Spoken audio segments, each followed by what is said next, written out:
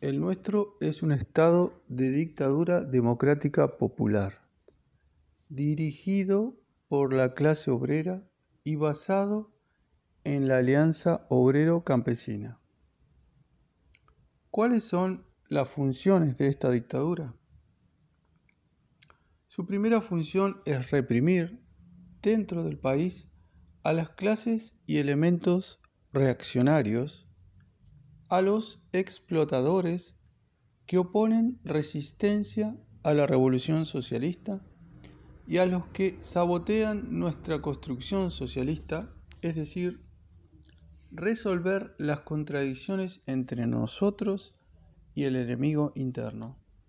Por ejemplo, está dentro del marco de nuestra dictadura arrestar, juzgar y condenar a ciertos contrarrevolucionarios. Lo mismo que privar por determinado tiempo de derechos electorales y libertad de expresión a los terratenientes y burgueses burocráticos, para mantener el orden público y defender los intereses de las masas populares. También es necesario ejercer la dictadura sobre los ladrones, estafadores, incendiarios, asesinos, bandas de malhechores y otros elementos nocivos que alteran seriamente el orden público. La segunda función de esta dictadura es defender a nuestro país de la subversión y eventual agresión de los enemigos externos. En este caso, la dictadura asume la tarea de resolver la contradicción entre nosotros y el enemigo externo. El objetivo de la dictadura es proteger a todo el pueblo para que pueda dedicarse al trabajo pacífico y así transformar a China en un país socialista con una industria, una agricultura, una ciencia y una cultura modernas. ¿Quiénes ejercen la dictadura? Naturalmente, la clase obrera y el pueblo dirigido por ella. La dictadura no se aplica dentro del pueblo. Es imposible que el pueblo ejerza la dictadura sobre sí mismo. Es inadmisible que una parte del pueblo oprima a otra. Los elementos pertenecientes al pueblo que infrinjan las leyes también deben ser castigados con arreglo a la ley, pero entre esto y la dictadura que reprime a los enemigos del pueblo media una diferencia de principio. Dentro del pueblo se practica el centralismo democrático.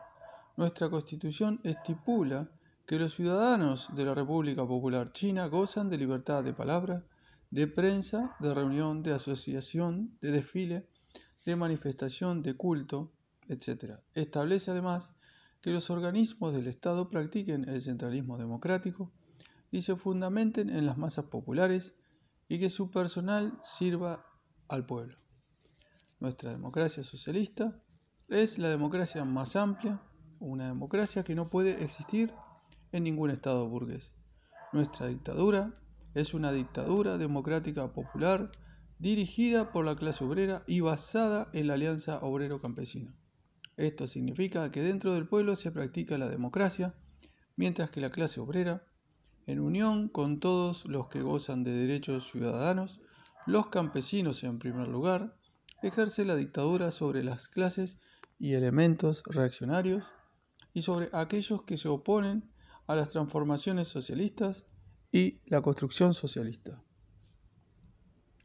En sentido político, por derechos ciudadanos, se entienden los derechos a la libertad y a la democracia. Sin embargo, esta libertad es una libertad bajo dirección, y esta democracia es una democracia guiada por el centralismo, no son la anarquía. La anarquía no responde a los intereses y deseos del pueblo. Los acontecimientos de Hungría causaron alegría a algunos individuos de nuestro país. Estos abrigaban la esperanza de que en China también se producirían sucesos semejantes, de que miles y miles de personas se echarían a las calles para pronunciarse contra el gobierno popular. Tal esperanza está en pugna con los intereses de las masas populares y no puede contar con su apoyo. En Hungría, una parte de las masas engañada por las fuerzas contrarrevolucionarias internas y externas, cometió el error de recurrir a la violencia contra el gobierno popular, a consecuencia de lo cual tanto el Estado como el pueblo sufrieron pérdidas. Será necesario un largo tiempo para reparar los daños ocasionados a la economía en unas pocas semanas de motín. Hay otras gentes en China que se han mostrado vacilantes ante el problema de Hungría porque no comprenden los fenómenos concretos del mundo. Creen que bajo nuestro sistema democrático popular hay muy poca libertad frente a la mucha que, según ellas, hay bajo el sistema democrático parlamentario de Occidente. Reclaman que se implante a la manera occidental el sistema bipartidista, conforme al cual un partido está en el poder y el otro fuera de él. Pero el así llamado sistema bipartidista no es más que un medio de mantener la dictadura burguesa y no puede en absoluto asegurar ninguna libertad al pueblo trabajador. Realmente en el mundo solo hay libertad y democracia en concreto, nunca en abstracto. En una sociedad en que existe la lucha de clases, si hay libertad para que las clases explotadoras exploten al pueblo trabajador, no la hay para que éste no sufra explotación. Si hay democracia para la burguesía, no la hay para el proletariado y el resto del pueblo trabajador. En algunos países capitalistas se permite, es cierto, la existencia legal del Partido Comunista, pero solo hasta el punto en que éste no ponga en peligro los intereses fundamentales de la burguesía. No se le permite ir más allá de ese límite. Los que piden libertad y democracia abstractas consideran a la democracia como un fin y no como un medio. A veces la democracia parece un fin, pero en realidad es solo un medio. El marxismo nos enseña que la democracia forma parte de la superestructura y pertenece a la categoría de la política. Esto significa que, en fin de cuentas, la democracia sirve a la base económica. Lo mismo ocurre con la libertad. Tanto la democracia como la libertad son relativas, de ningún modo absolutas. Ambas han surgido y se desarrollan en el curso de la historia. En el seno del pueblo, la democracia es correlativa al centralismo y la libertad a la disciplina. En ambos casos se trata de dos términos opuestos de un todo único, contradictorios y a la vez unidos. No debemos destacar unilateralmente uno de ellos y negar el otro. En el seno del pueblo no se puede prescindir de la libertad y tampoco de la disciplina. No se puede prescindir de la democracia y tampoco del centralismo. Esta unidad de democracia y centralismo, de libertad y disciplina, constituye nuestro centralismo democrático. Bajo este sistema, el pueblo disfruta de amplia democracia y libertad, pero, al mismo tiempo, debe mantenerse dentro de los límites de la disciplina socialista. Todo esto lo comprenden las grandes masas populares. Abogamos por una libertad bajo dirección y una democracia guiada por el centralismo, pero con esto no queremos decir, en ningún sentido, que en el seno del pueblo deban emplearse métodos coercitivos para resolver los problemas ideológicos y los problemas relativos a la distinción entre lo correcto y lo erróneo. Pretender solucionar estos problemas utilizando órdenes administrativas y métodos coercitivos no solo sería inútil, sino perjudicial. No podemos abolir la religión por medio de órdenes administrativas ni obligar a la gente a no creer en ella. No se puede forzar a la gente a que abandone el idealismo del mismo modo que no se la puede compeler a aceptar el marxismo. Los problemas de carácter ideológico y las controversias en el seno del pueblo únicamente pueden resolverse empleando métodos democráticos: discusión, crítica, persuasión y educación, y en ningún caso recurriendo a métodos coercitivos o represivos. A fin de poder dedicarse fructíferamente a la producción y al estudio y vivir en un ambiente de orden, el pueblo requiere que su gobierno y los dirigentes de la producción y de las instituciones culturales y educacionales dicten apropiadas disposiciones administrativas con carácter obligatorio. Es de sentido común que sin ellas sería imposible mantener el orden público. Las órdenes administrativas y el método de persuasión y educación se complementan mutuamente en la solución de las contradicciones en el seno del pueblo. Incluso las disposiciones administrativas dictadas con el fin de mantener el orden público deben ir acompañadas de la persuasión y la educación, ya que en muchos casos no dan resultado por sí solas.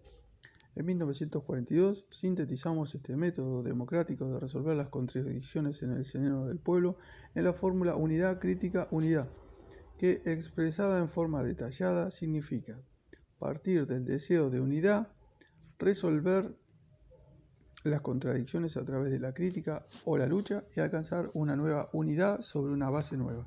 Según nuestra experiencia, este es el método correcto para resolver las contradicciones en el seno del pueblo. En 1942 lo empleamos para resolver las contradicciones dentro del Partido Comunista, o sea, las contradicciones entre los dogmáticos y la gran masa de militantes del partido, entre las ideas dogmáticas y las marxistas. Con anterioridad a esto, los dogmáticos izquierdistas habían empleado en la lucha interna del partido el método de lucha despiadada y golpes implacables. Este método era erróneo. Cuando criticamos el dogmatismo de izquierda, no aplicamos este viejo método, sino uno nuevo, que consiste en partir del deseo de unidad, distinguir entre lo correcto y lo erróneo a través de la crítica o la lucha y alcanzar una nueva unidad sobre una base nueva. Este método se empleó en la campaña de rectificación de 1942.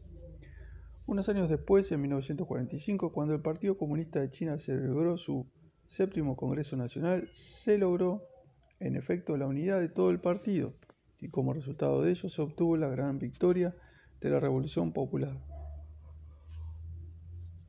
La aplicación de este método requiere ante todo partir del deseo de unidad, pues, si subjetivamente no existe tal deseo, apenas se inicie la lucha se armará un embrollo difícil de desenredar.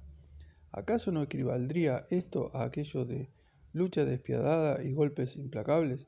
Y entonces, ¿de qué unidad del partido podría hablarse? De esta experiencia dedujimos la fórmula unidad crítica unidad, en otras palabras, sacar lecciones de los errores pasados para evitarlos en el futuro y tratar la enfermedad para salvar al paciente. Extendimos este método fuera del partido.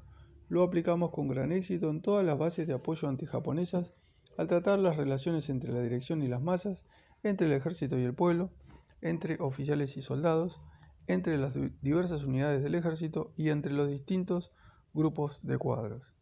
El uso de este método puede remontarse a tiempos aún más lejanos en la historia de nuestro partido. Desde que creamos en 1927 nuestras Fuerzas Armadas y bases de apoyo revolucionarios en el sur, lo hemos venido aplicando en las relaciones entre el partido y las masas, entre el ejército y el pueblo, entre oficiales y soldados, así como en otras relaciones dentro del pueblo. La única diferencia reside en que durante la guerra antijaponesa lo aplicamos sobre una base más consciente. Después de la liberación de todo el país, hemos empleado el mismo método de unidad crítica unidad en nuestras relaciones con los partidos democráticos y con los círculos industriales y comerciales. Nuestra tarea actual consiste en seguir generalizándolo entre todo el pueblo y aplicarlo cada vez mejor.